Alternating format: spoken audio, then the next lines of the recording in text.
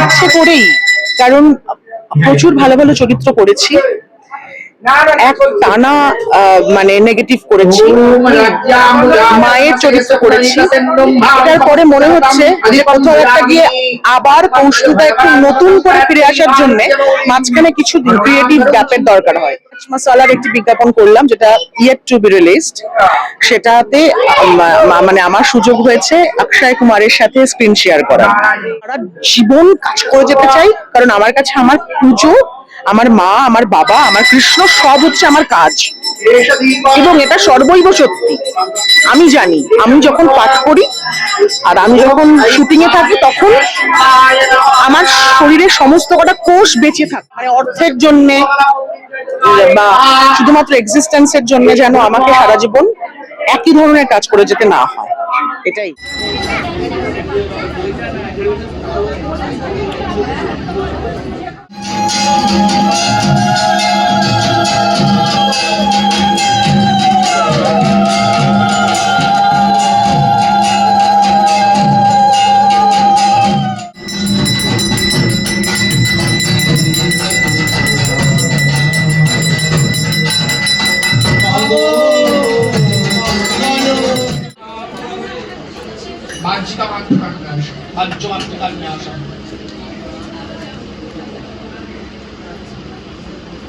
ओम पंचाहसल्लिविभगवतमध्यवक्षस्था भाष्यमौलिवद्वचन्द्र शकलानामभिसुन्दस्तरि मुद्रावक्षुणां सुदण्डबलशर्मस्तं विनिर्भ्राण वीरशक्रभा।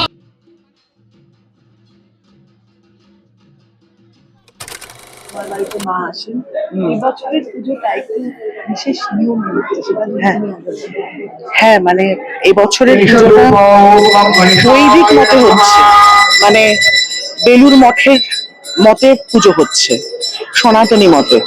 কিন্তু এখানে আমরা দেখতে পাচ্ছিলাম যে একজন মন্ত্র করছে আর একজন তন্ত্র করছে, মানে যিনি পুজোয় বসে, কারণ মাকে তো শরীরে নিতে হয়, মানে প্রত্যেকটা অঙ্গ প্রত্যঙ্গে মাকে নিতে হয়, মায়ের এনার্জি। তো তন্ত্র ইজ নাথিং, তন্ত্র মানে হচ্ছে তন মানে শরীর, তন্ত্র মানে হচ্ছে প্রক্রিয়া। তো আমরা যখন শরীরের বিভিন্ন আকার ইঙ্গিতে আমরা যখন কোনো প্রক্রিয়া করি সেটাই হচ্ছে তন্ত্র। তো বৈদিক মতে মানে বেলুর রামকৃষ্ণ মিশনের মতে যে সেখানে যেভাবে কালী সাধনা হয় সেইখানে সেইভাবে মন্ত্র হচ্ছে আর মাকে ডাকার জন্য তন্ত্র হচ্ছে। তো এই টোটালটা একসাথে আমরা কখনো দেখিনি।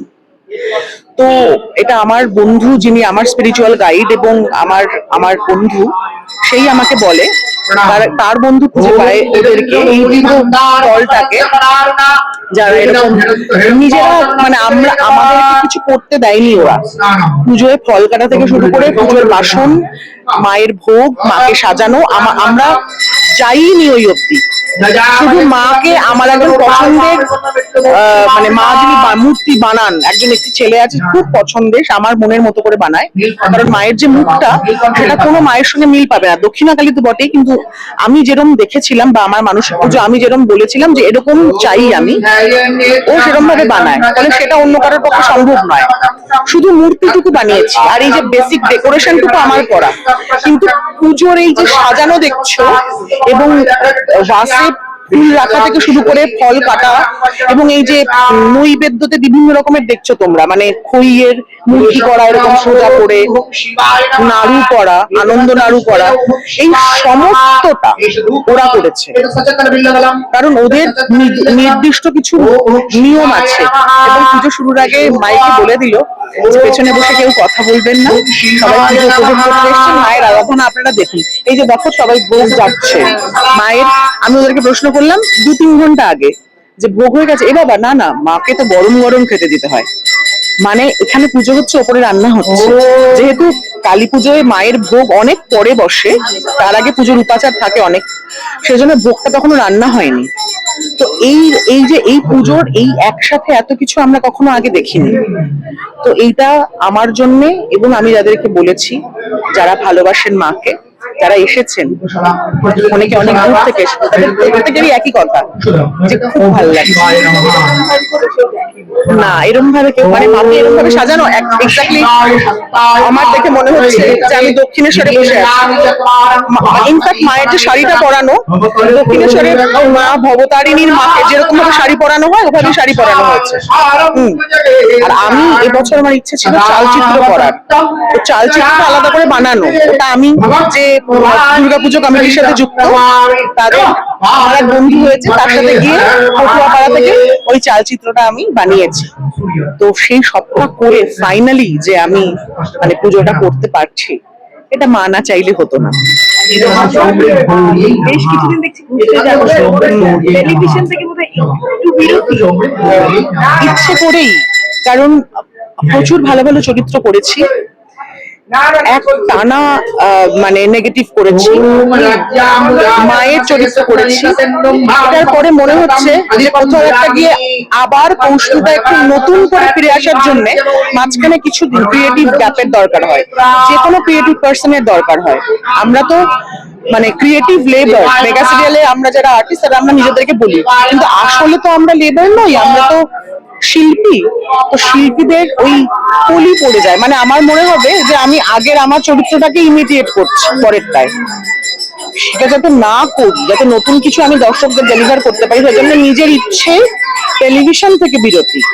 তবে আমি মুম্বাইতে কিছু কাজ করলাম, আমার রিসেন্টলি অ্যামাজন প্রাইম ভিডিওতে একটি ন্যাশনাল টিভি সে রিলিজ করেছে, সেটা সুবেদার বলে একটি ছবি এসছে অনিল কাপুরের।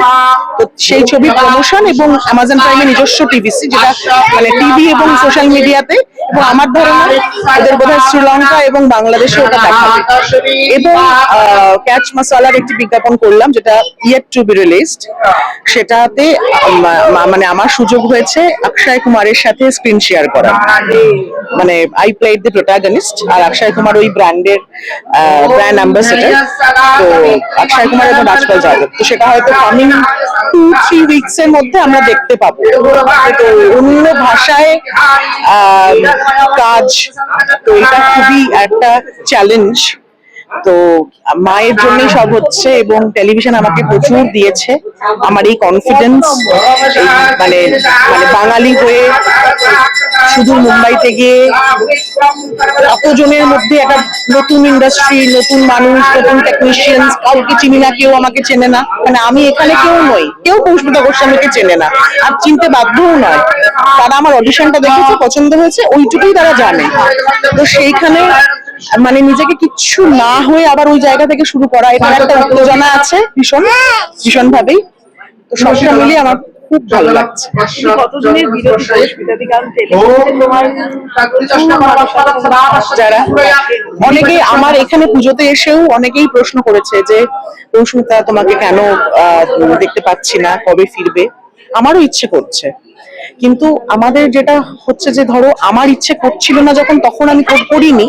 2-4 জায়গায় হয়তো আমি বলেছি যে আমি আই নিড সাম গ্যাপ, কিন্তু এখন যখন ইচ্ছে করছে বা করবে, তখন সঙ্গে সঙ্গেই যে আমি চান্স পেয়ে যাবো তার কোনো মানে নেই, কারণ আমাদের একই চরিত্রের জন্য অনেক কম্পিটিশন থাকে, একটা ছোট ইন্ডাস্ট্রি আমরা জানি।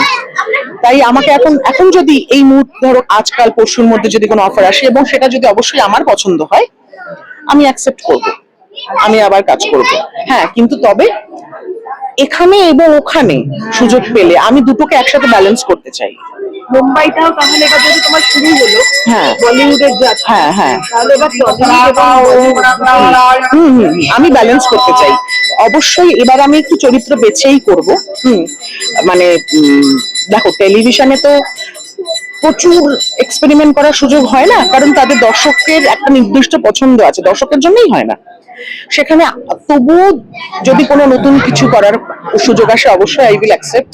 এবং তার পাশাপাশি আমি চেষ্টা করব মুম্বাইতে বিভিন্ন ধরনের কাজ, ওয়েব সিরিজ, আমার মানে বিজ্ঞাপন করতে ভীষণ পছন্দ, কারণ আমার না একটা মনে হয়, যেটা টেলিভিশন থেকে কিছুদিন গেলে বুঝতে পেরেছি, একটা চরিত্র করছি, কোথাও একটা ক্রিয়েটিভ মনোটনি চলে আসে, মনে হয় একই রকম একই কথা বলছি। মানে টেলিভিশন কমার্শিয়ালের ক্ষেত্রে কি হয়, একটা চরিত্র একদিন বা দুদিন শুধু, আবার 10 দিন পরে আবার একটা চরিত্র, বা ওয়েব সিরিজের ক্ষেত্রে একটা 15 দিনের একটা কাজ করলাম, বন্ধ হলে আবার। সেখানে কি হয়, আমার একটা ক্রিয়েটিভ স্পেস থাকে, আমি নিজেকে এক্সপ্লোর করতে পারি। তো এটা আমি মানে আমার এটা মানে ইচ্ছে যে আমার কাছে আরো প্রচুর এরকম কাজ আসুক যেখানে আমি নিজেকে এক্সপ্লোর করতে পারবো।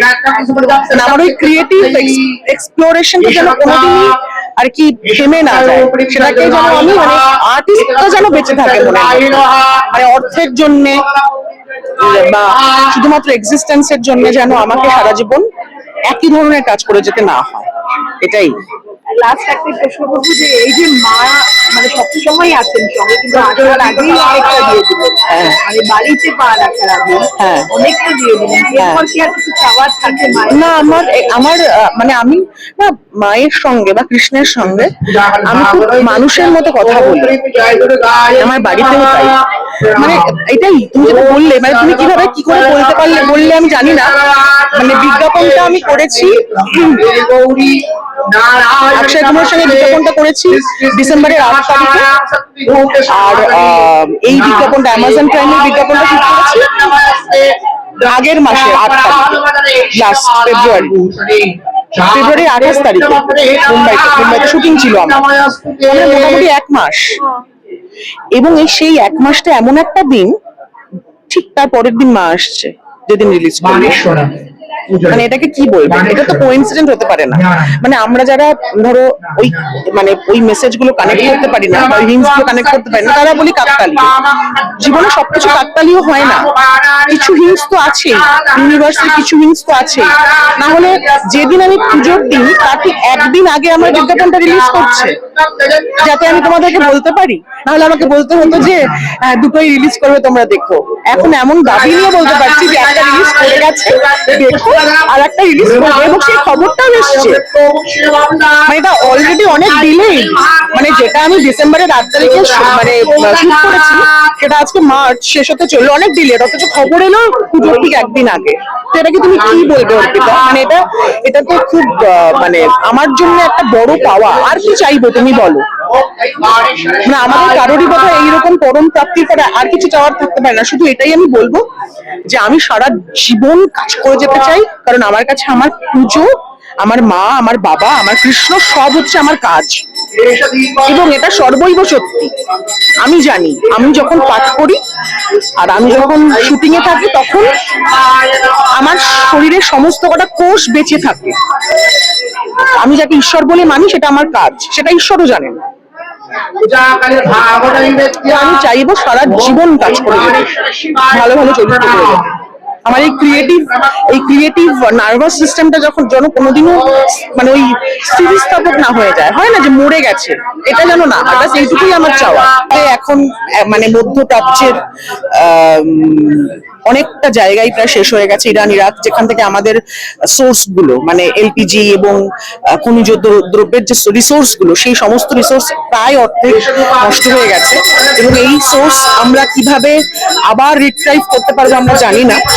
অনেক দিন হয়তো আমাদের ঘুরতে হবে, হয়তো অনেক জিনিসের দাম বেড়ে যাবে, স্পেশালি মানে যেগুলো আমার, যেমন ধরো তেল, পেট্রোল, ডিজেল। তো আমরা খারাপ আছি, আমরা জানি। মানে একদিকে মানুষ মরছে আর একদিকে আমরা যতই পুজো করি না কেন, মানে আলটিমেটলি সবাই মিলে আমরা ভালো নেই। তো আমার এটাই বলার থাকবে যে এর মধ্যে বেঁচে তো থাকতে হবে। আমরা যেন যতটুকু ভালো থাকার অপশন থাকে সেইটুকুকে নিয়েই যেন ভালো থাকি। মানে আর যেন নতুন করে খারাপ থাকবো বলে খারাপ না থাকতে হয় আমার, ব্যাস এইটুকু। আর একটু হিউম্যানিটারিয়ান গ্রাউন্ড থেকে একটু সহজ হওয়া, একটু মানুষ হওয়া, হ্যাঁ, একটু ভালোবেসে কথা বলা, একটু হাসি মুখে কথা বলা, মানুষ এটুকুই চায়। আমার মনে হয়েছে যে অযথা কারোর সঙ্গে আমি দুম করে খারাপ ব্যবহার করে দিলাম, তাকে আমি চিনি না বলে তার মনের কোথায় আঘাত লাগলো, হয়তো সে অলরেডি ডিপ্রেসড ছিল, আমার ওই কথাটাই হয়তো বাড়িতে গিয়ে সে এমন কোনো ডিসিশন নিল। মানে এই ধরনের কাজগুলো থেকে আমরা একটু দূরে থাকবো, ব্যাস, আর কিছু না। পুজো করতেই হবে এরকম কোনো মানে নেই। যে পুজো না করে সেই অর্থ দিয়ে কোনো বাচ্চাকে খাওয়াতে চায় বা কোনো বৃদ্ধাশ্রমে দান করতে চায়, একই ওটাও পুজো। মানে মানে মানে মন্ত্র জপ করতেই হবে মায়ের সামনে বসে, মা কোনোদিনই সেটা বলেন। তো আমরা এটাই